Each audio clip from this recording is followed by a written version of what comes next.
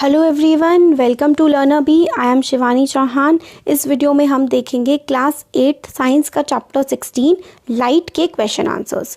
पहला क्वेश्चन है, suppose you are in a dark room, can you see objects in the room, can you see objects outside the room. Explain करना है इस बात को आपको। तो देखिए, अगर if we are in a dark room then it is not possible for us to see objects in the room. अगर हम लोग एक अंधेरे कमरे में हैं तो हम लोग उस कमरे की चीज़ों को नहीं देख पाएंगे। However objects outside the room are visible to us. मगर जो ऑब्जेक्ट बाहर हैं उस कमरे के, जो चीज़ है उस कमरे के बाहर है, वो हमें दिखाई दे जाएंगी। एन ऑब्जेक्ट, तो देखिए क्या है, An object becomes visible when light reaches our eyes after being reflected from the object। तो हम किसी भी ऑब्जेक्ट को तब देख पाते हैं जब हमारी आइज़ पर क्या होता है, लाइट की उस ऑब्जेक्ट की रिफ्लेक्शन हम लोगों की आंखों पर पड़ती है लाइट की हेल्प से। कहीं पर लाइट अगर प्रेजेंट है ना तो ही हम उस ऑब्जेक्ट को देख सकते हैं, क्योंकि हमारी आंख उसे तभी देख पाती है जब उस ऑब्जेक्ट से लाइट रिफ्लेक्ट होकर के वापस आती है। If there is no light in the room then object inside the room can not reflect any light. अगर अंधेरा है तो लाइट कैसे रिफ्लेक्ट होगी? लाइट के रिफ्लेक्शन के बाद ही हम किसी चीज़ को देख सकते हैं। नेक्स्ट क्वेश्चन है, differentiate between regular and diffused reflection. Does diffused reflection mean the failure of law of reflection? तो देखिए इसका answer, regular reflection takes place from a smooth or a regular surface. तो बिल्कुल स्मूथ या फिर जो regular surface होता है ना, उसी से रेगुलर रिफ्लेक्शन आती है। In regular reflection all reflected rays are parallel to each other. देखिए ऐसा होता है, यहाँ से ये स्मूथ सरफेस है प्लेन, यहाँ से लाइट आई और यहाँ से रिफ्लेक्ट हो गई, यहाँ से लाइट आई, यहाँ से रिफ्लेक्ट हो गई, और ये सारी की सारी लाइट क्या होती हैं, आपस में पैरेलल होती हैं। All the reflected rays are parallel to each other for parallel incident rays. जो इंसिडेंट रे पैरेलल हैं, और वो जैसे कि इंसिडेंट का मतलब होता है ये वाली जो एक सरफेस पर आकर के लाइट पड़ती है वो इंसिडेंट रे होती है, और इस सरफेस से टकरा करके वापस जो जाती है वो रिफ्लेक्टेड रे होती है। फिर से इस सरफेस पे आई एक लाइट और फिर वापस टकरा के फिर से चली गई। तो जो सरफेस पे आती है वो इंसिडेंट, सरफेस से जाती है वो रिफ्लेक्टेड। तो प्लेन सरफेस पे जो आती है लाइट वो रिफ्लेक्ट हो जाती हैं, और वो लाइट्स आपस में रेज जो हैं वो पैरेलल होती हैं। इरेगुलर और डिफ्यूज्ड जो होती हैं reflection takes place from a irregular surface. Irregular या फिर डिफ्यूज्ड रिफ्लेक्शन इरेगुलर सरफेस से आती हैं। In diffused reflection reflected rays are not parallel to each other for parallel incident rays. तो देखिए क्या होता है, डिफ्यूज्ड रिफ्लेक्शन जो होती है उसमें जो रिफ्लेक्टेड रे होती है ना वो आपस में पैरेलल नहीं होती हैं।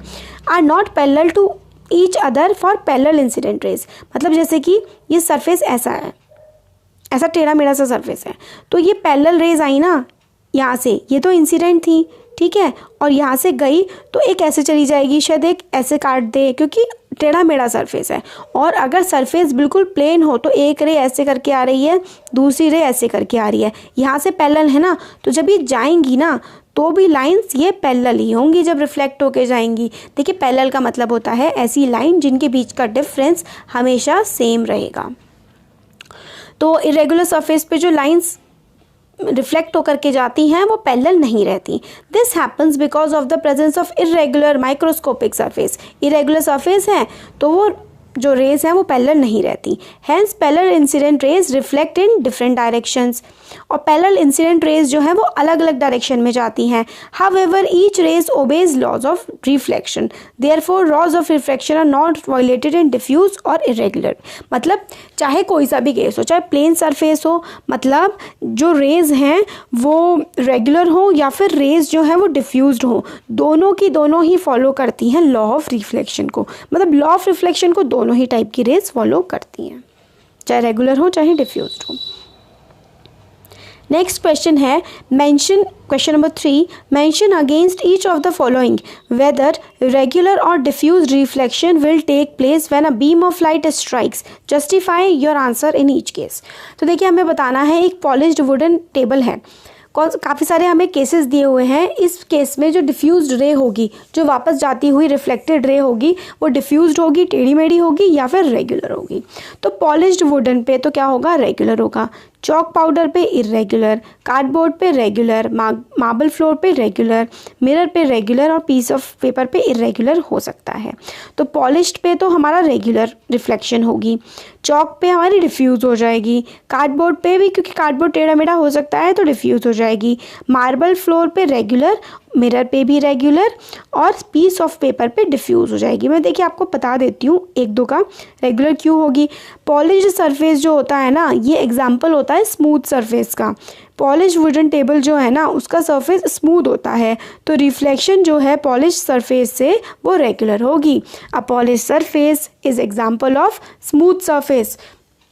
Polish wooden table has a smooth surface, hence reflection from polish table will be regular. ठीक है, तो चॉक पाउडर की क्या होगी, डिफ्यूज्ड होगी रिफ्लेक्शन, क्योंकि chalk powder spread on a surface is an example of irregular surface. तो देखिए चॉक पाउडर जो है ना, जो सरफेस पे फैला हुआ है, वो इरेगुलर सरफेस का एग्जांपल है। ये स्मूथ नहीं है, इसलिए जो इससे रिफ्लेक्शन जाएगी वो रिफ्लेक्शन डिफ्यूज्ड रिफ्लेक्शन होती है। कार्डबोर्ड का सरफेस जो है, डिफ्यूज्ड रिफ्लेक्शन, ठीक है, कार्डबोर्ड के सरफेस पे भी क्या होगा, डिफ्यूज्ड रिफ्लेक्शन होगी, क्योंकि कार्डबोर्ड का सरफेस एग्जांपल है इरेगुलर सरफेस का, इसलिए मार्बल रेगुलर सरफेस का एग्जांपल है तो इसकी रिफ्लेक्शन रेगुलर रिफ्लेक्शन होगी। मिरर भी रेगुलर रिफ्लेक्शन करेगा क्योंकि इसका सरफेस स्मूथ होता है। पीस ऑफ पेपर का सरफेस स्मूथ नहीं होता, इसलिए इसकी रिफ्लेक्शन डिफ्यूज्ड रिफ्लेक्शन होगी। क्वेश्चन नंबर 4 है, state the laws of reflection. Laws of reflection आपको बताने हैं। तो देखिए लॉज ऑफ रिफ्लेक्शन है, the angle of reflection is always equal to the angle of incidence. Incident ray, reflected ray and the normal to the reflective surface at a point of incidence all lie in the same plane। तो पहले आप इसका ये समझती है, मैं आपको बताती हूँ। देखिए ऐसा होता है, ये प्लेन सरफेस है, ये जो लाइन आती है ना ऐसे करके इस सरफेस पर, इसको हम बोलते हैं इंसिडेंट रे, और ये इंसिडेंट रे यहाँ पर एक एंगल बनाती है कोई, ठीक है। इस सरफेस पे आने के बाद ये रिफ्लेक्ट हो जाती है, रिफ्लेक्ट होने के बाद ही यहाँ पर कोई एक एंगल बनाती है, तो इसको हम एंगल 1 नाम दे दें, इसको एंगल 2 नाम दे दें, तो angle 1 is equal to angle 2 होता है। Angle of reflection is equal to angle of incidence. ये एंगल ऑफ इंसिडेंस है, यहाँ पर आकर के पड़ा है, ये एंगल ऑफ रिफ्लेक्शन है, यहाँ से वापस गया है। तो जो लाइन, जो रे ऑफ लाइट आकर के सरफेस पे लगती है वो इंसिडेंट रे होती है, जो वापस जाती है वो रिफ्लेक्टेड रे होती है। और इंसिडेंट रे देखिए, ये वाली इंसिडेंट है और ये वाली रिफ्लेक्टेड है।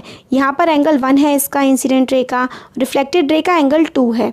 एंगल 1 एंगल 2 के इक्वल होता है हमेशा, ये लॉ ऑफ रिफ्लेक्शन कहता है। अब इंसिडेंट रे, रिफ्लेक्टेड रे और normal to the reflective surface at a point of incident और lie in the same plane. तो देखिए ये इंसिडेंट रे हो गई, ये रिफ्लेक्टेड रे हो गई, और ये ना हम इसे नॉर्मल मानते हैं, ये नॉर्मल हो गया। ये नॉर्मल, ये इंसिडेंट रे, ये रिफ्लेक्टेड, ये सारा का सारा एक ही प्लेन पे तो आ रहा है, ये वाला जो प्लेन है। तो सेकेंड लॉ ऑफ रिफ्लेक्शन यही है कि इंसिडेंट रे, रिफ्लेक्टेड रे और नॉर्मल सारे के सारे एक ही जो है प्लेन पर पड़ते हैं। 4th क्वेश्चन हो गया।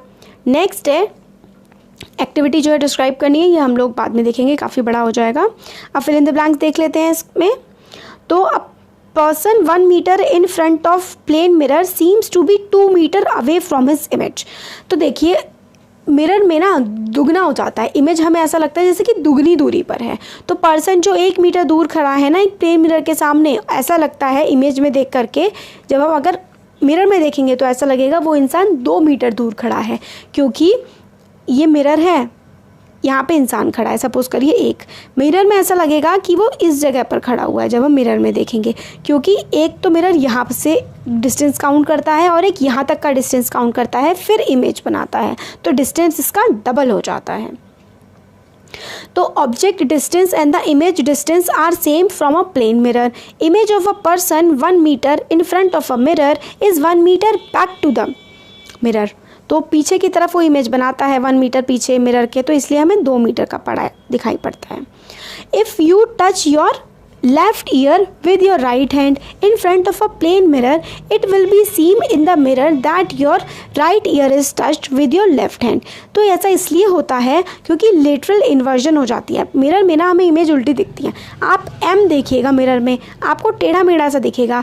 B इस तरफ होगा मगर B आपको मिरर में इस तरफ दिखेगा.